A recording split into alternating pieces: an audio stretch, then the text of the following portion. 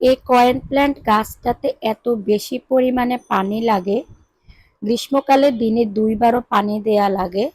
যদিও আমি একবারই পানি দিই এই গাছটাতে।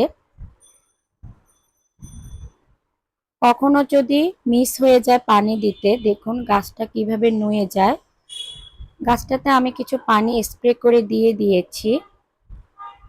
আর এই গাছটাতে কিন্তু অনেক বেশি পরিমাণে পানি লাগে।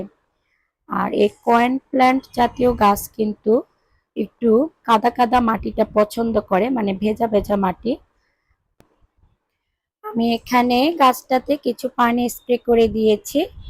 কিছুক্ষণ পর, মানে প্রায় ১ থেকে ১.৫ ঘন্টা পরে কিন্তু গাছটা আবার সতেজ হয়ে যাবে, দেখতেই পারবেন। এই তো দেখুন, গাছটা ঠিক ১ ঘন্টা পরে আমি আবার শুট করে নিয়েছি।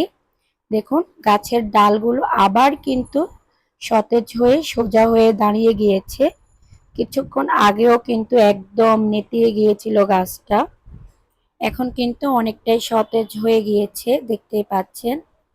তো যারা ভাবছেন কয়েন প্ল্যান্ট লাগাবেন, তারা চেষ্টা করবেন এমন জায়গায় গাছটা লাগাতে যেখানে কিছু রোদ আসে। আর এর মাটিটা কিন্তু সবসময় একটু ভেজা ভেজা রাখার চেষ্টা করবেন, কারণ কয়েন প্ল্যান্ট কাদাযুক্ত মাটিটা অনেক পছন্দ করে।